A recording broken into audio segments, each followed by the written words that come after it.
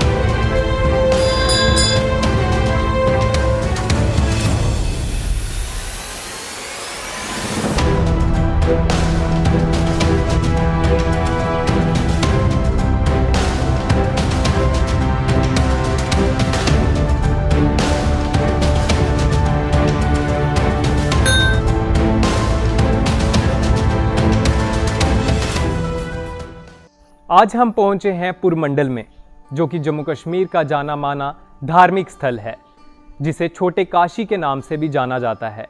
देविका नदी के किनारे ये मंदिर स्थित है। यहाँ कई श्रद्धालु दर्शन के लिए पहुँचते हैं। भगवान शिव जी महाराज जी के आपने जो अंदर दर्शन किए हैं भोले बाबा जी के, ये तीर्थ कैसे प्रकट हुआ कि ब्रह्मा जी के 7 पुत्र थे। 7 पुत्रों में से एक पुत्र का नाम था कश्यप ऋषि, जिनके नाम पर कश्मीर का नाम पड़ा। और उन्होंने भगवान शिव जी महाराज जी का घोर तप किया। तप करने के उपरांत जब शिव जी भगवान जी खुश हुए तो उन्होंने वरदान मांगा था तीर्थ। जैसे वागीरथ ने तपस्या करके गंगा मांगी, ये जो परमंडल तीर्थ है ये कश्यप ऋषि ने मांगा। और उस वक्त माता पार्वती ने भगवान शिव जी महाराज जी के आगे विनती की कि मैं जग कल्याण तब करूंगी जब आप मेरे अंग संग चलोगे, क्योंकि मुझे आगे ही कई जन्म लेने पड़े आपके मिलन के लिए। आज मेरा मिलन हुआ तो आप अपने से मेरे को दूर कर रहे हैं। तो उस वक्त भगवान शिव जी महाराज जी जहाँ पर आप शंभू जो प्रकट हो गए और उनके चरणों में गुप्त गंगा माता पार्वती जी प्रकट हो गई। देविका नदी के किनारे कई धर्मशालाएं और पुरानी हवेलियां हैं, जिनका निर्माण उत्तर भारत के राजाओं और सेठों द्वारा करवाया गया था। मंदिर को बनने हुए आज से 2500 वर्ष हो गए हैं। ये जो भगवान शंकर जी की पिंडी है, इसमें आप जितना भी जल चढ़ाएंगे इसका आकार इतना ही रहता है, ना इससे कम होगा ना ज़्यादा होगा। देविका के किनारे और भी शिव मंदिर हैं, जिनकी कई दास्तानें प्रचलित हैं, जिनका जिक्र राजतरंगिणी में भी मिलता है। यहाँ का मुख्य आकर्षण हिस्टोरिकल उमापति मंदिर है, जो माता पार्वती को समर्पित है। देविका के बाएं किनारे पर कई हवेलियाँ और धर्मशालाएं हैं, जिनका निर्माण उत्तर भारत के कई राजाओं और सेठों ने करवाया था। पुरमंडल में देविका गुप्त गंगा के रूप में बहती है। स्नान के लिए श्रद्धालु देविका के सूखे पट्ट में गड्ढे खोदकर नहाते हैं। यहाँ जो मनोकामना मांगो वो संपूर्ण होती है। यहाँ के मुख्य शिव मंदिर में भगवान शंकर की पिंडी पर जितना जल या दूध विसर्जित करो ये कभी नहीं भरती। त्योहारों और पर्वों पर धार्मिक मेले लगते हैं, जिसमें हजारों की संख्या में लोग शामिल होते हैं। चाहे आप जितना मर्जी जल चढ़ाएंगे, जैसे कि अमावस्या के दिन जहाँ पे जल अधिकतर यात्री चढ़ाते हैं, आज तक किसी को पता नहीं चला कि इसका जल कहाँ जा रहा है। तो ये शेषाकार रूप में भगवान शंकर जी के दर्शन हैं। तो ये इस प्रकार से बना था कि जिस समय ये मंदिर बना, ये व्यावान जंगल होता था, जंगली जानवर वगैरह घूमते थे। यहाँ पे एक गिदड़ का मुंड है जो कि यहाँ पे लगा हुआ है, उस गिदड़ी के कारण ये पूरा मंदिर बना हुआ है। राजा अवंती वर्मन थे जो कश्मीर के रहने वाले थे, वो जंगल जंगल शिकार करते थे। तो वो जब यहाँ पे आए तो उनको अंधेरा हो गया, तो यहाँ पे रुक गए। तो वो शाम को वो गिदड़ी थी, वो उस कुंड में से जल पीने लगी। तो राजा को कोई ऐसी आवाज़ आई जिसके कारण उसने सोचा कोई बड़ा जानवर पानी पी रहा है। उसने उस गिदड़ को तीर मार दिया। तीर उसके सर में लगा, जिसके कारण वो भगवान शंकर में के चरणों में मृत्यु हो गई। उसकी बहुत अच्छी गति हुई कि वह भगवान शंकर जी के चरणों में मर गई। लेकिन राजा वापस चला गया। फिर उस राजा के घर में कोई संतान नहीं थी। कुछ टाइम बीता, उसके घर में एक बेटी हुई। तो वो बड़े खुश हो कि हमारे घर में कोई कन्या हुई है। लेकिन वो जन्म से ही उसको सर में दर्द होने लगा। वो बच्ची जैसे जैसे बड़ी होती गई उसका दर्द भी बढ़ता गया। उस समय देसी इलाज वगैरह करते थे, वैद्य हकीम उनका इलाज करने लगे, लेकिन उस बच्ची को कोई भी फर्क नहीं पड़ा। तो उन्होंने जितने भी विद्वान पंडित थे, ज्योतिष थे, उन सबको बुलाया।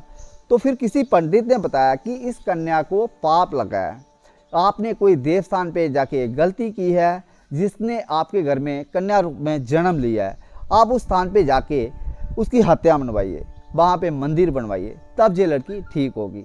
अब वो राजा था, कहने लगा मैं जहाँ जाता हूँ शिकार करता रहता हूँ, इस चीज़ का ज्ञात नहीं मुझे, मैंने कौन सी चीज़ कहाँ मारी है कहाँ नहीं मारी है, मुझे उपाय बताओ जिससे कि मेरी लड़की ठीक हो जाए।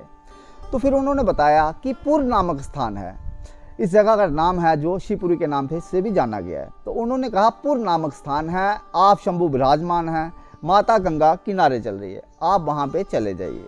तो राजा ने अपनी सेना भेज दी कि जगह ढूंढो। ढूंढते ढूंढते जब इस स्थान पे पहुँचे, उनको जितनी निशानियाँ बताई गई थी सब मिल गए। इस कुंड को जब खोजा तो यहाँ पे उन्हें एक खोपड़ी मिली, उसे तीर लगा हुआ था, वो गिदड़ की खोपड़ी थी, उसे तीर लगा हुआ था। जैसे ही उन्होंने वो तीर निकाला उस बच्ची को आराम आया। फिर जब आराम आया तो उस बच्ची को लेके यहाँ पे आए, उसकी हत्या मनवाई, पश्चाताप किया। पश्चाताप करने के बाद उन्होंने इस मेन मंदिर का निर्माण किया और उस गिदड़ का मुंड है वो इसके पीछे लगाया गया है। जैसे कि हम वैष्णो माता जाते हैं, भैरवनाथ जी के दर्शन करते हैं, हमारी यात्रा पूरी होती है, इसी प्रकार भगवान शंकर जी के दर्शन करने के बाद यहाँ पे गिदड़ी माता के भी दर्शन किए जाते हैं। उसके बाद दूसरा मंदिर यहाँ पे बनवाया था राजा मान सिंह, जयपुर के राजा। जब वो काबुल में गए लड़ाई के लिए तो उन्होंने भगवान शंकर जी के चरणों में मन्नत की कि अगर मैं काबुल से लड़ाई जीतूंगा, आते समय आपके चरणों में एक मंदिर बनवाऊंगा। बैल काबुल गए, लड़ाई उन्होंने जीत ली, आते समय वापसी में फिर दूसरा मंदिर उन्होंने बनवाया था। इसके ऊपर सोने का जो पानी चढ़ाया गया है, ये महाराजा रणजीत सिंह थे लाहौर के बादशाह, उनकी कोई अपनी मनोकामना पूरी हुई, ये उन्होंने चढ़वाया है। उसके बाद यहाँ पे 1.25 लाख शिवलिंगों की स्थापना और काशी विश्वनाथ जी के दर्शन महाराजा गुलाब सिंह जी ने स्थापित किए, क्योंकि जिसे में ये पुरमंडल तीर्थ बना, काशी जाने का कोई साधन नहीं था, पैसा नहीं थे, गाड़ियाँ नहीं थी। हमारे लोग, जम्मू कश्मीर के लोग जो काशी तक नहीं जा पाते थे, तो उन्होंने काशी विश्वनाथ जी के दर्शन भी यहाँ पे स्थापित किए, ताकि जो भी लोग हमारे अगर काशी नहीं जा पाते हैं यहाँ भी दर्शन करेंगे, तब भी उन्हें काशी का ही महत्व मिलेगा।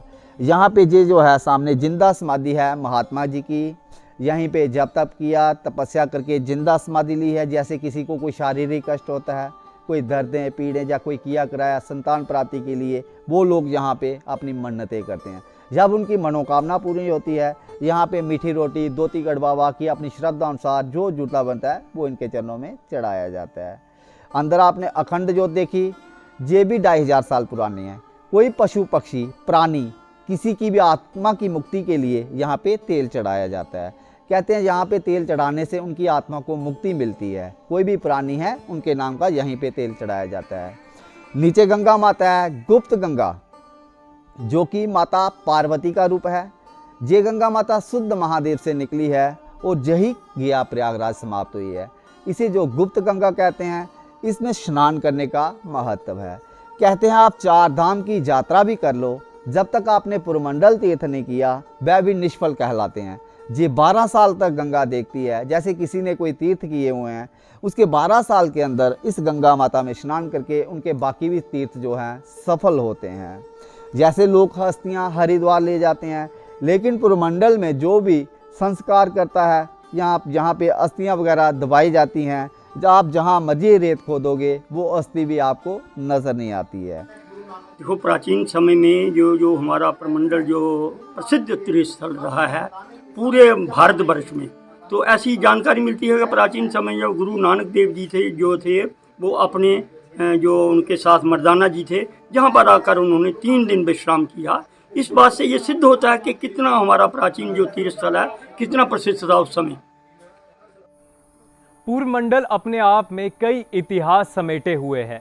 जब पांडवों को वनवास हुआ था तब यहाँ पर पांडव पहुँचे थे और स्नान के लिए यहाँ पर पहुँचे थे, और इन्होंने यहाँ पर इस गंगा में स्नान किया था। और उसके बाद ये जो गुफा है, जिसे पांडव गुफा कहा जाता है, इसे स्थापित किया था और अपना कुछ समय यहाँ पर व्यतीत किया था। यहाँ पर 2 गुफाएं हैं, एक उस ओर आप देख रहे हैं, एक वो गुफा है, और एक इस ओर आप मेरे देख रहे हैं, एक ये गुफा है। जो उस वक्त जब पांडवों को वनवास हुआ था तो 12 वर्ष जो उन्होंने बिताने थे, 1 साल अज्ञातवास भी बिताना था, तो उस समय जो पांडव थे वो इसी रास्ते से इस गुफा तक आए थे।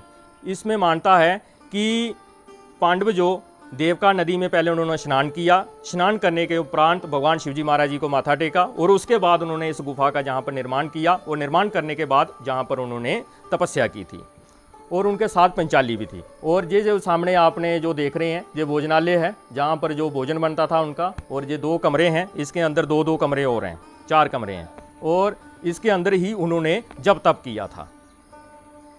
तो यहाँ पर जब तप करने के बाद जहाँ से फिर वो चले गए थे।